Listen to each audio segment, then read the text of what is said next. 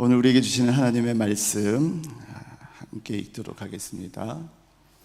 요한복음 1장 14절 말씀입니다. 요한복음 1장 14절 말씀.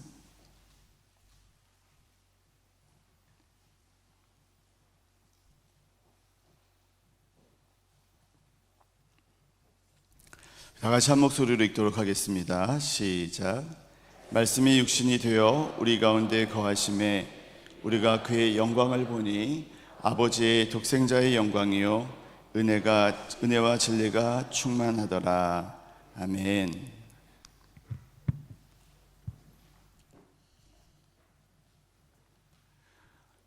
오늘 우리가 읽은 이 요한복음 1장 14절의 말씀은 우리들에게 예수 그리스도께서 말씀이시다라고 우리들에게 증거해주고 있습니다. 여러분, 하나님의 말씀이 임하는 곳에는 언제든지 혼돈이었던 곳이 질서가 자리 잡게 되어집니다. 그러니까 하나님의 말씀이 임하는 그곳은 어떤 곳이든지 혼돈스럽고 무질서하던 그곳이 반듯하고 질서 정연한 곳으로 변화된다라고 하는 사실입니다. 창세기 1장 2절 말씀을 보면 땅이 혼돈하고 공허하며 흑암이 깊음 위에 있고 라고 그렇게 기록하고 있는데요, 이렇게 혼돈하던 땅을 향해서 하나님께서 말씀을 하시죠. 빛이 있으라 하셨을 때 빛이 생겼고, 또 말씀하실 때마다 땅과 하늘과 바다가 생겼고, 하늘 위에 있는 해와 달과 별들이 생겨났습니다. 그러니까 아무것도 존재하지 않던 그저 혼돈과 어둠뿐이었던 그곳에, 그렇게 무질서하던 그곳에 조화롭고 아름다운 세상이 만들어졌다라고 하는 사실입니다. 그런데 그 모든 것들이 다 단지 하나님의 말씀으로 창조되었다라고 하는 사실입니다. 세상의 모든 그렇게 혼돈스러운 장소에 주님의 말씀이 임하시면 거기에는 질서가 생기게 되어지고 조화가 생기게 되어지는 줄로 믿습니다. 그리고 그렇게 말씀하시고 무엇이 생긴 다음에 주님께서 그것을 바라보시고 하셨던 말씀이 있습니다. 그 말씀이 무엇이죠? 보시기에 좋았더라. 감탄하시며 하나님께서 말씀하시고 또 창조된 그것을 바라보시고 보시기에 좋았더라, 이렇게 말씀하시고 계십니다. 그런데 창세기 1장과 비슷한 패턴으로 말씀이 이어지는 곳이 있습니다.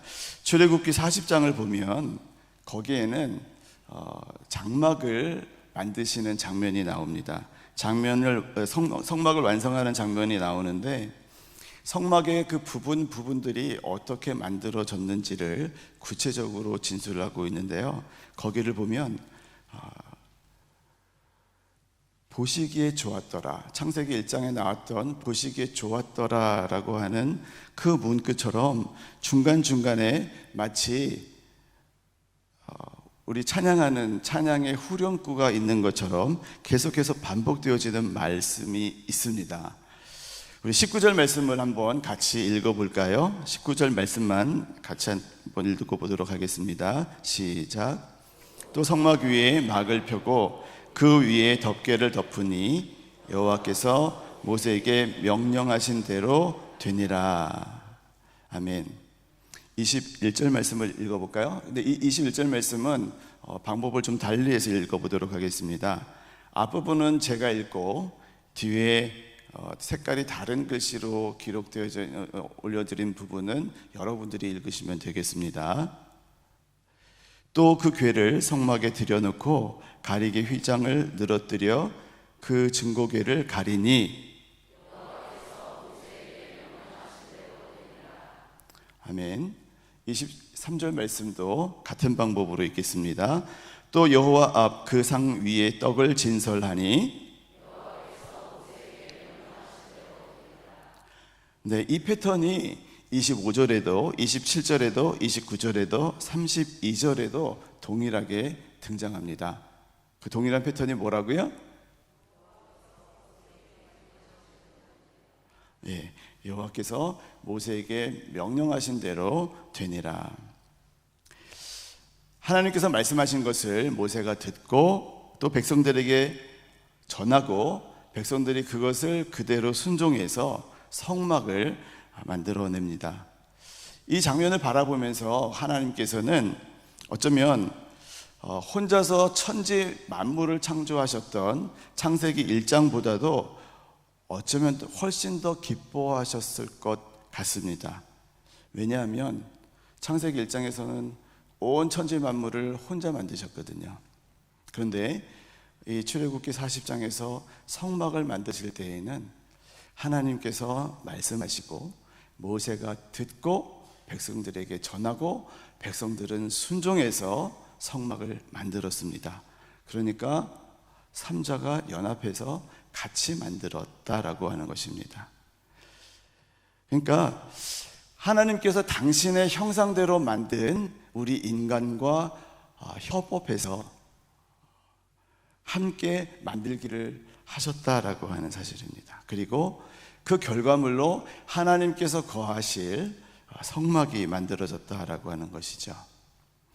창세기 1장을 보시면 하나님께서 혼자 만드신 것들, 이 천지 만물은 인격을 가진 것들이 아닙니다. 그러니까 그것 자체가 하나님의 영광을 반영할 수는 있어도 하나님과 교제를 하거나 하나님과 인격적인 친밀함으로 들어갈 수는 없다라고 하는 사실입니다. 그런데 그렇게 친밀한 교제 관계가 형성되지 않더라도 그것 자체만을 보시고도 하나님께서는 보시기에 좋았더라라고 그렇게 흡족해 하셨습니다.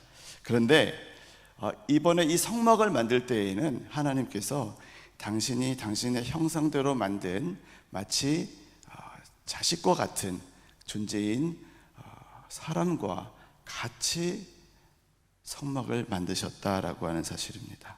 그러니까 사랑하는 당신의 백성과 교감해서 협동해서 이 성막을 만들어냈다라고 하는 사실입니다. 그리고 부모님 되시는 여러분들 자녀들과 함께 레고 같이 놀아보셨죠? 그리고 또 우리 남자 성도님들 아빠들 같은 경우에는 아들이랑 같이 조립식도 같이 막 만들어 보시지 않았습니까? 비행기도 막 같이 만들어서 날려보시기도 하고 그러셨을 텐데 어쩌면 하나님께서도 이 성막을 당신의 백성들과 함께 만드시는 과정 속에서 그런 기쁨을 누리셨던 것이 아닐까 이렇게 한번 생각을 해보았습니다. 왜냐하면 이어지는 33절, 34절에 보면 그 성막을 만드시고 나서 하나님께서 그 성막에 임재하십니다.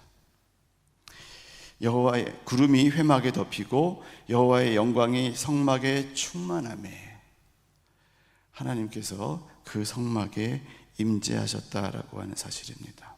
그리고 나서 그때부터 그 성막이 만들어지고 난 바로 그때부터 구름 기둥과 불 기둥으로 주님께서 성막에 임하시고 이스라엘 백성을 가나안 땅으로 인도하시기 시작하셨습니다. 그런데 성막을 만드시고 난 다음에 말씀을 주셔서 성막을 만드시고 난 다음에 그 이스라엘 백성들의 모습을 보면 처음에 출애굽했을 때 홍해 앞에 섰을 때 그 시내 광야에 이르러서 하나님의 말씀을 받기 전에 이스라엘의 백성들의 모습과는 상당히 다른 모습을 하고 있는 것을 보게 되어집니다. 마치 창세기 1장에서 혼돈한 가운데 말씀이 임하셨을 때 천지 만물이 만들어지고 질서가 부여되어지고 하모니가 이루어졌던 것처럼 이스라엘 백성들 가운데에도 하나님의 말씀이 임하게 되었을 때 어떤 변화가 일어나게 되었다라고 하는 사실입니다. 이것을 단적으로 표현해 주는 그림이, 대조되는 그림이 있어서 여러분들에게 좀 보여드리려고 그럽니다. 화면의 왼쪽 그림은 이스라엘이 막 출애굽해서 홍해 앞에 딱 다다랐을 때의 그 모습을 그린 그림이고요. 그리고 오른쪽에 있는 그림은 시내산에서 하나님의 말씀을 받고 말씀대로 순종한 다음에 나온 이스라엘 백성들의 모습입니다. 그리고 그 그림의 가운데에 있는 것이 하나님의 임재가 있는 성막이고, 그리고 그 주변으로 이스라엘의 12지파가 위치해 있는 것을 볼 수가 있습니다. 여러분, 이 두 그림을 보시면서 어떤 차이가 느껴지세요? 아까 제가 말씀드렸던 단어들 중에서 힌트가 있습니다. 자, 홍해 앞에 있는 이스라엘 백성들을 보면 그냥 무리들입니다. 그죠? 이 무리들을 군대 용어로 표현하면은 뭘까요?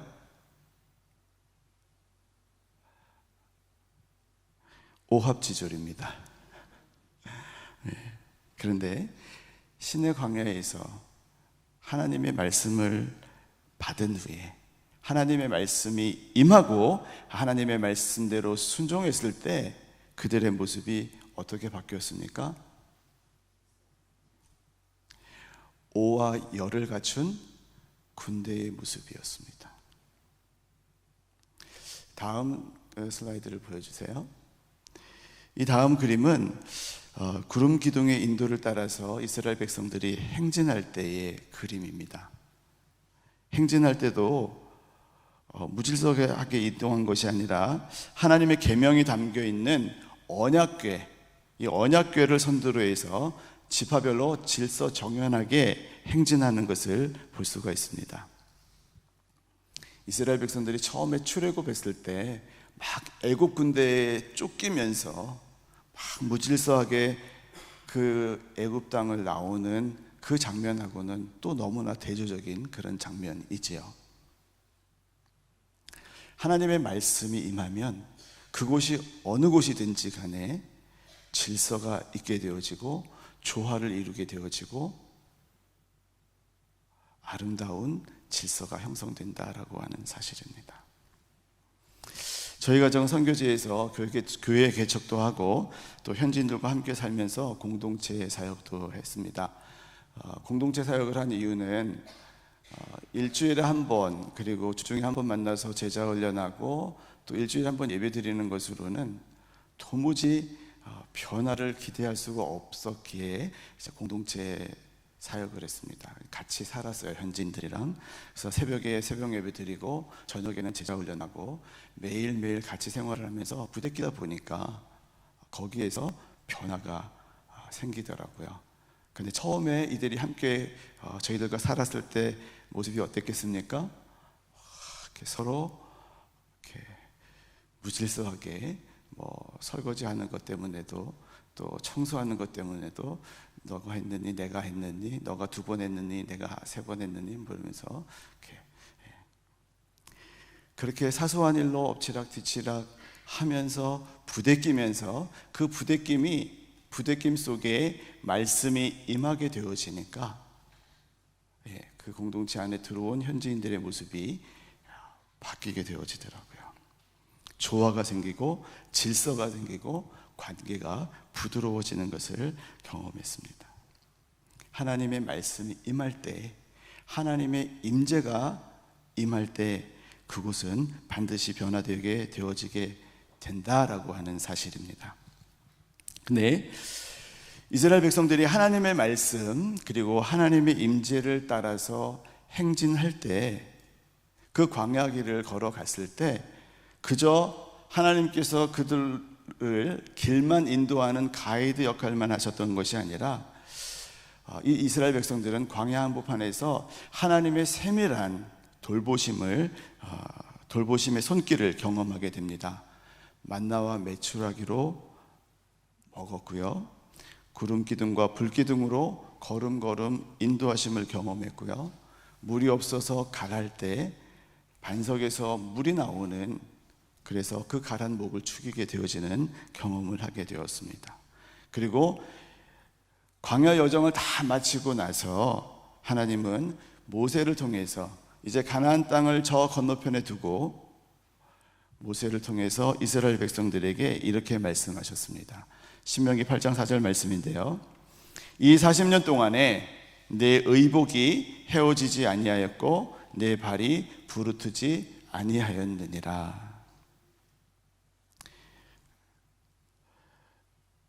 물론 이 시점보다는 훨씬 더 훗날에 살던 사람이기는 하지만 이 광야에서 하나님의 임재, 하나님의 인도를 경험하였던 이스라엘 백성들과 마찬가지로 주님의 임재를 경험하고 또 그 주님의 임재를 늘 사모하면서 살았던, 그래서 주님을 늘 찬양했던 다윗이 그 하나님의 임재 가운데에서 하나님의 돌보심과 보호하심을 경험한 다음에 이렇게 시편에서 고백을 합니다.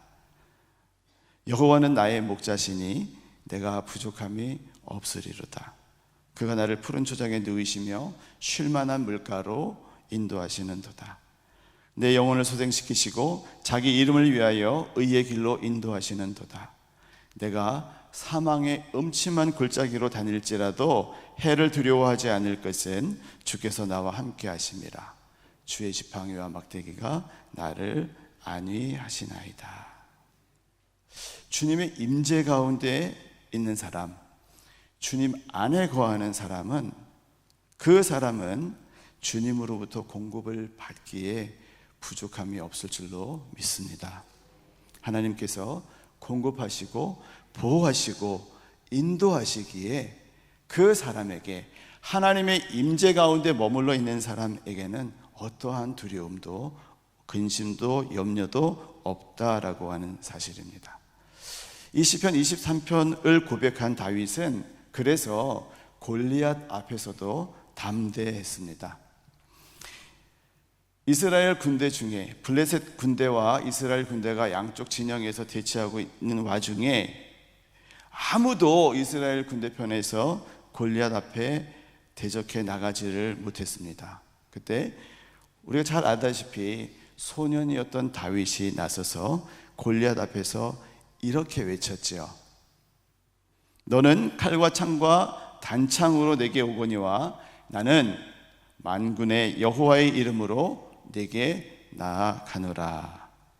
그리고 우리가 잘 알다시피 물맷돌 한 방으로 골리앗을 쓰러뜨렸습니다.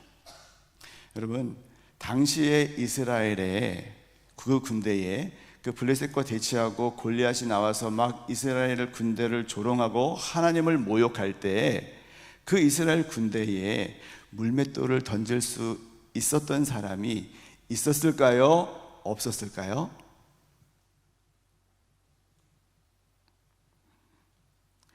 질문해서 죄송합니다.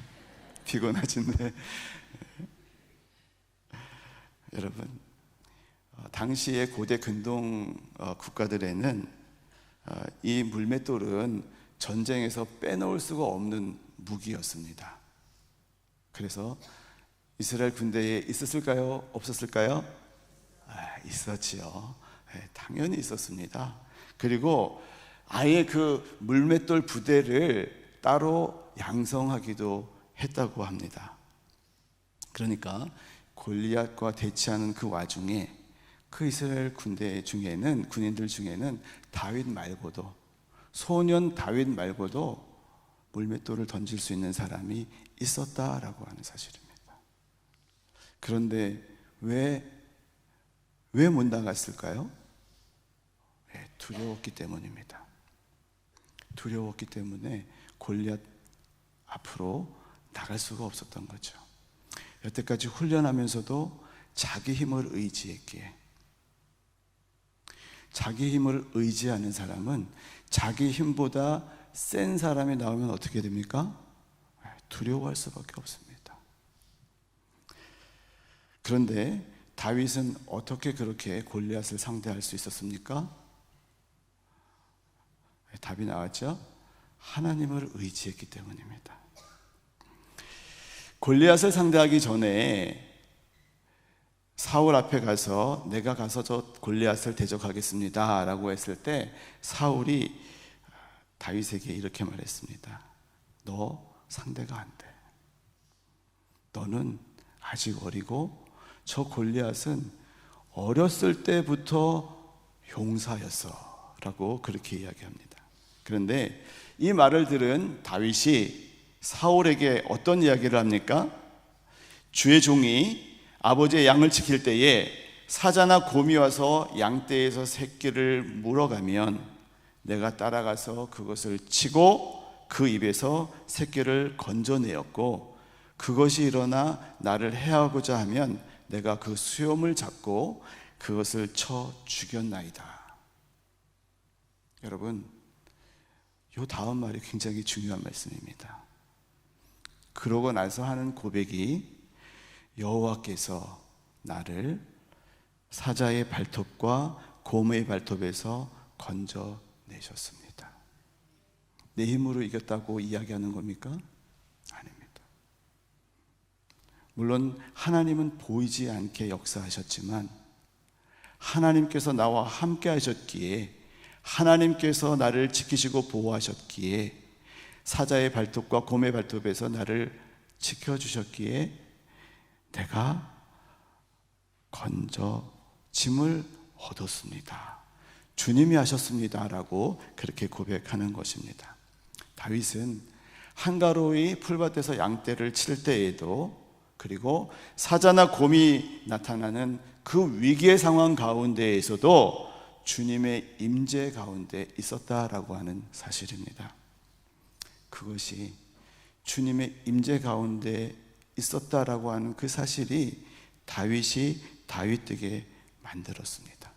그리고 골리앗이라고 하는 그 큰 위협 중에도 나라를 살리는 그런 다윗이 되게 하셨다라고 하는 사실입니다.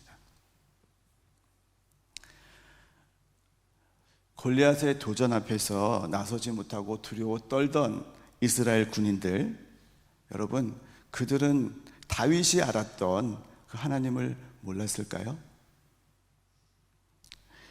당연히 알았죠. 그들도 하나님을 아는 사람들이었습니다. 그들도 때가 되면 하나님의 전에 나와서 번제, 소제, 화목제, 속죄제, 속건제를 다 드리던 그런 사람들이었습니다. 요즘 말로 하면 웬만큼 교회에서 예배 드리고 교회에서 하라고 하는 것 순종해서 하는 그런 사람들이었습니다. 그런데 그들은 정작 자기들이 제사 드리는 그 대상이 누구인지를 몰랐던 것입니다. 그분이 어떤 분이시고 어떤 능력을 가지고 계시는 분이시고 나와 어떤 관계 속에서 무엇을 누리고자 하는 분이신지를 전혀 몰랐다라고 하는 사실.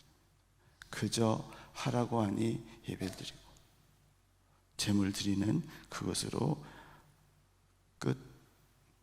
끝이었다는 사실입니다. 그러니까 하나님의 진정한 능력을 경험하지도 못하고 두려움 앞에서 속수무책 당했던 것입니다. 아까 이제 다시 광야의 장면으로 한번 돌아가 보도록 하겠습니다. 성막을 이스라엘 백성들이 완성을 하고 구름 기둥과 불 기둥의 인도를 받던 그 이스라엘 백성들이, 그들은 하나님의 임재가 성막 가운데 있는 것을 눈으로 보았습니다. 아까 보셨죠? 가운데 성막이 있고 그 주변으로 12지파가 진을 치고 있었습니다. 그리고 행전할 때에는 하나님의 언약궤가 가장 선두에 있었고, 그리고 이스라엘 지파들이 차례대로 행진을 했습니다. 그러니까 행진할 때에도 그들의 시선은 하나님의 임재가 있는 그 언약궤를 향하여 있었고, 그리고 머물러 진을 치고 있을 때에도 그 가운데에 있는 성막을 볼 수밖에 없는 그런 위치에 있었다라고 하는 사실입니다. 아침에 눈을 뜨면 만나를 내려주시니까 눈 뜨고 만나를 주스러 가다가 성막에 하나님의 임재가 머물러 있는 것을 눈으로 확인하고 만나를 주스러 가고, 밤이면 잠들기 전에 일과를 끝내고 텐트로 들어갈 때 그 구름 기둥 안에 있는 불, 하나님의 임재가 있는 그 사실을 확인하면서 잠자리에 들었던 이스라엘 백성들이었습니다. 민수기 9장 18절에서 23절 말씀을 보면 거기에 그 내용들이 쭉 나와 있는데요. 그들은 굉장히 순종하는 사람들이었습니다. 하나님의 임재가 눈에 보이니까 홍해를 어떻게 건너왔었는지 분명하게 기억하고 있고, 그리고 그 하나님이 이스라엘 군대를, 애굽 군대를 그 홍해 한가운데 다 수장시켰던 그 능력의 하나님이 이제는 자신들의 그 성막에 있는 거기에 임재하여 계시니까 하나님의 임재를 분명하게 경험하고 순종했죠. 얼마만큼 순종했는가 하면 이스라엘 백성들은 민수기 9장 18절에서 23절까지의 말씀을 보면 여호와의 명령을 따라 행진하고 여호와의 명령을 따라 진을 쳤는데요. 자, 40년 동안 이들이 그 구름 기둥과 불 기둥을 인도를 따라서 행진하고 진을 쳤는데, 그 구름 기둥과 불 기둥이 언제 그 성막에서 일어나서 이동할지를 모릅니다. 그러니까 항상 그 구름 기둥을 예의주시했겠죠. 네, 그 구름 기둥이 어떤 때에는 1년이나 2년까지도 머물러서 움직이질 않습니다. 그러면 이스라엘 백성들도 그 자리에 그냥 머물러 있는 것입니다. 그리고 어떤 때에는 이제 막 행진하다가 와가지고서 진을 쳤는데, 그러니까 성막을 진을 치고 자기 텐트 이삿짐 풀고 막 했겠죠. 그러고 막 했는데 다음날 아침에 딱 눈 뜨니까 구름이 어떻게 돼요? 다시 떠올라요. 피곤해 죽겠는데, 팔다리도 막 어깨도 쓰시고, 짐도 어제 풀었는데 다시 또 짐을 싸야 되고, 굉장히 귀찮은 일이잖아요. 그죠? 여러분 캠핑 가가지고서 매일 텐트 치고 또 다음날 아침에 또 텐트 걷어가지고 다른 데 이동하고 또 텐트 치고 이러면 굉장히 번거로우시죠. 그죠? 이사도 자주 하시면 굉장히 번거롭잖아요. 그런데 이스라엘 백성들은 40년 동안을 그렇게 불규칙하게 움직이는 구름 기둥을 따라서 계속해서 순종하면서 따라갔다라고 하는 사실입니다. 40년 동안입니다. 그런데요, 여러분, 애굽에서 가나안까지 가는 그 길을 이스라엘 백성들이 몰랐을까요? 알았을까요? 힌트를 드리자면 그 길은 요셉이 형제들의 시기와 질투 가운데 팔려서 애굽으로 팔려갈 때 갔던 그 길이었습니다. 그럼 이스라엘 백성들이 알았을까요? 몰랐을까요? 잘 알았죠. 걸어서 3개월이면 갈 수 있는 그런 길이었습니다. 그런데 이스라엘 백성들이 그 길을 알고 있음에도 불구하고 40년 동안 구름 기둥이 이리 가자 그러면 이리 가고, 저리 가자 그러면 저리 가고, 머물자고 하면 머물러 있고, 나의 의지와는 상관이 없습니다. 구름 기둥이 어떻게 움직이느냐에 따라서 그들은 따라서 움직였습니다. 여러분, 수지에서 서울 가는데 몇 시간 걸립니까? 차로? 1시간? 네. 차로 1시간 거리. 여러분, 수지에서 서울 가는 길 다 아시죠? 네. 그런데 어떤 사람이 수지에서 서울 가는데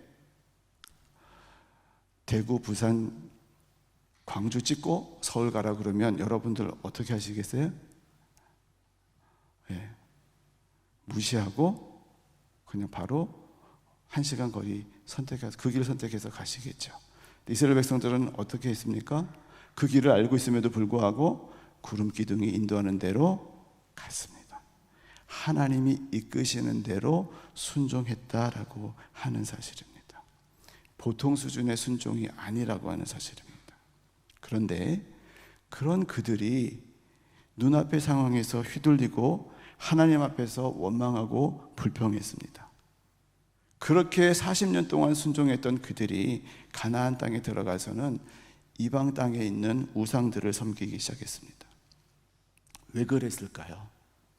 그렇게 순종했음에도 불구하고, 그렇게 열심을 품고 순종했음에도 불구하고 왜 그렇게 바뀌었을까요?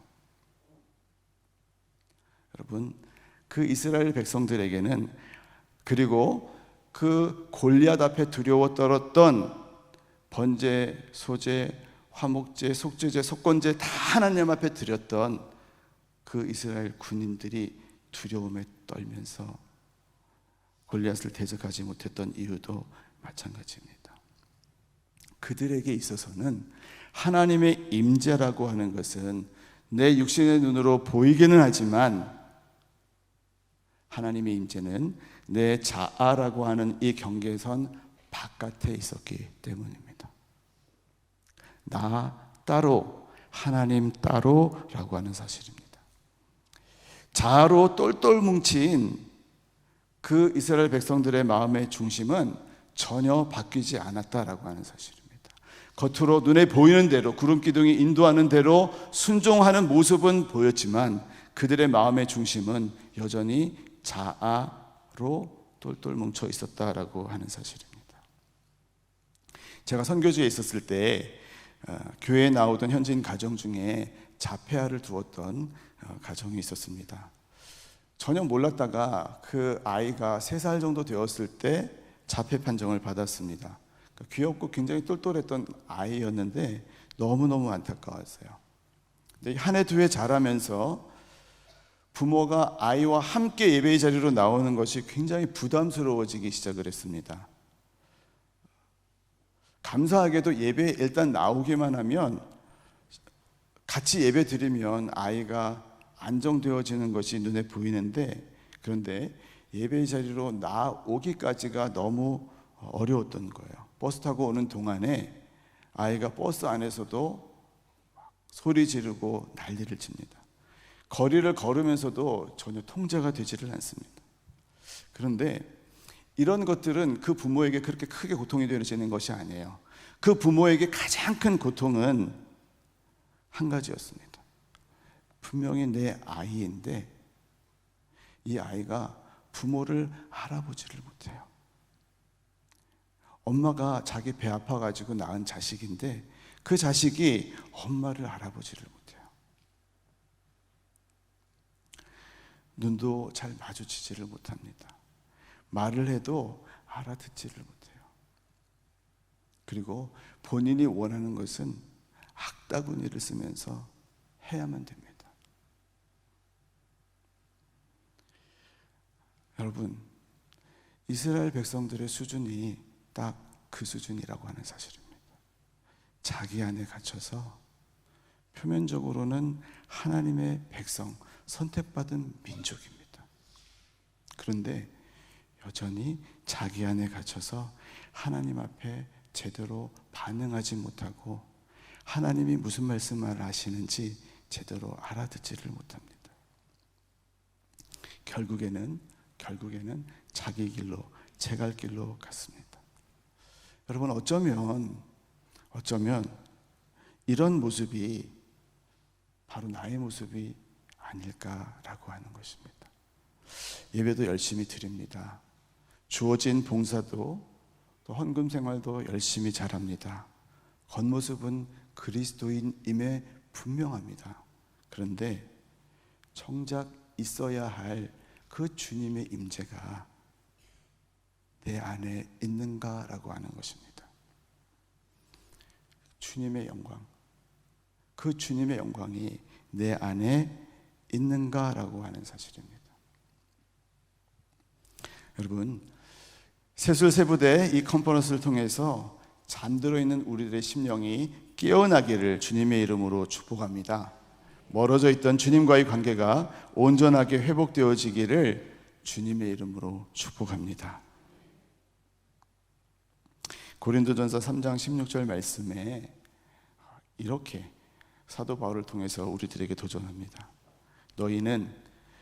너희가 하나님의 성전인 것과 하나님의 성령이 너희 안에 계시는 것을 알지 못하느냐?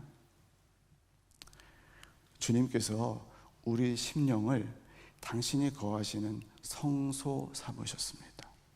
이미 우리 안에 들어와 계시다라고 하는 사실입니다.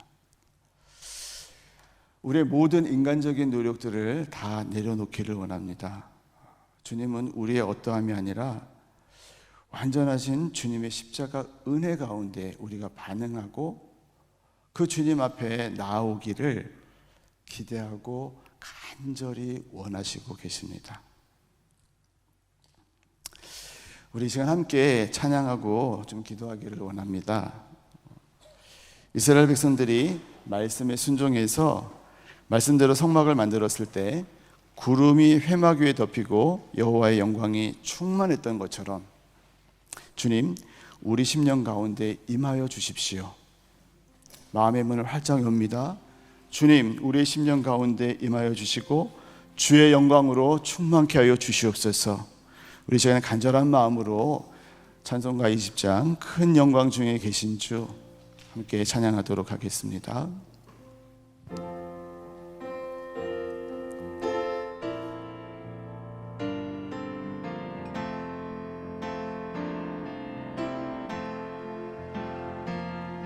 큰 영광 중에 계신 주 나 찬송합니다.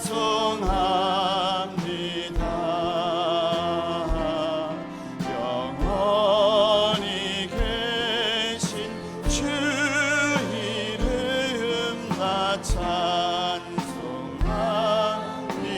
한없이 크신 능력을 한없이 크신 능력을 나 찬송합니다. 참되고 미쁜 그 언약 나 찬송합니다. 온 천지 하시던 그 말씀이 미소 영원히 변치 않는 줄 나 믿사옵니다.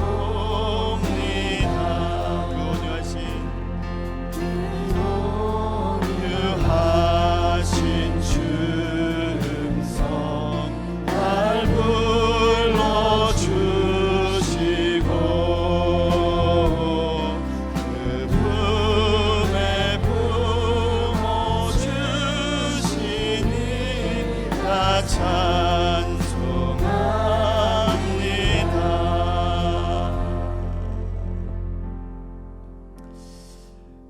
우리 시간 이렇게 기도하기를 원합니다. 주님, 성막 위에 구름이 덮이고 여호와의 영광이 충만했던 것처럼 주님, 우리 심령 가운데 임하여 주시옵소서. 주의 영광으로 충만하게 하여 주시옵소서.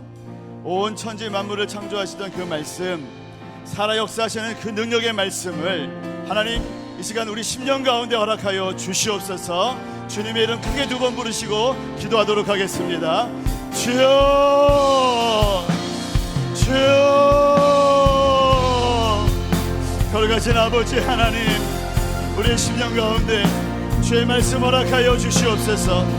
우리 손에 들려있던 이 기록된 말씀이 아버지 하나님 살아 역사하시는 하나님의 말씀으로 아버지 하나님 경험될 수 있도록 이 시간에 역사하여 주시옵소서.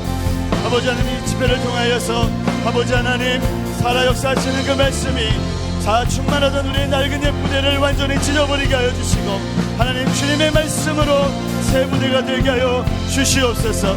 아버지 하나님, 자 충만하던 우리의 모습이 완전히 버려지게 하여 주시고 바뀌어지게 하여 주시고 주의 말씀으로 충만한 아버지 한 새 부대가 되어주도록 하나님 역사하여 주시옵소서.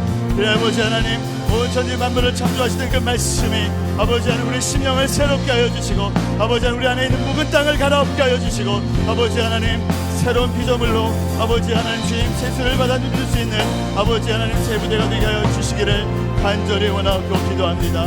주여 역사하여 주시옵소서.